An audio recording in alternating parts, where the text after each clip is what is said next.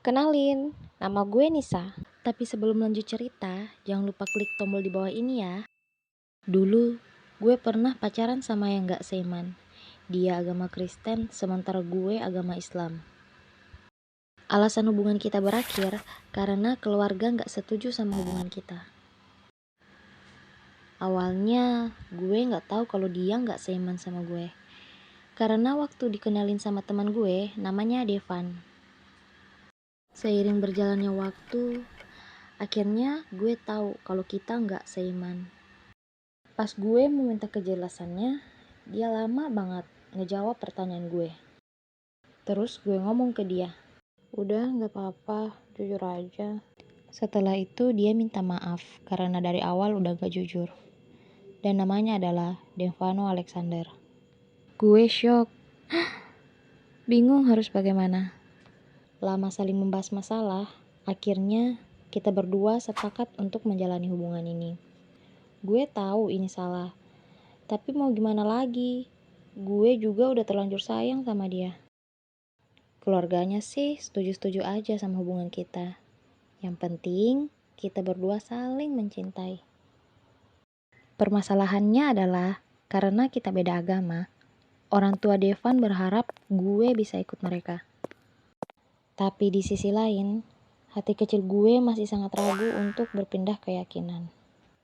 Devan sendiri sih gak masalah, dia gak marah. Malah support dengan mencari jalan keluarnya. Hari demi hari pun kita lalui. Kadang pas bulan Ramadan, dia temenin gue buat buka puasa. Kadang pas Natal, gue berikan dia kado. Tapi sayangnya kado itu dirobek sama temen gue. Karena mereka gak setuju sama hubungan kita.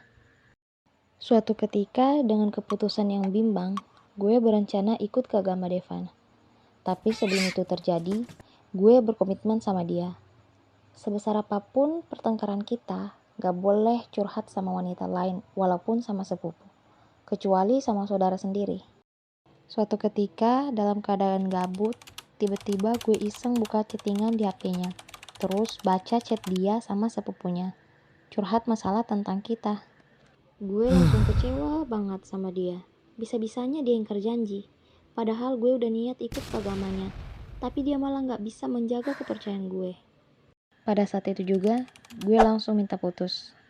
Gue nangis sejadi-jadinya. Di samping itu, dia terus menghubungi gue buat minta maaf. Tapi karena udah terlanjur kecewa, gue gak mau maafin dan gak mau baikan lagi. Tiba-tiba notifikasi chat dari dia masuk.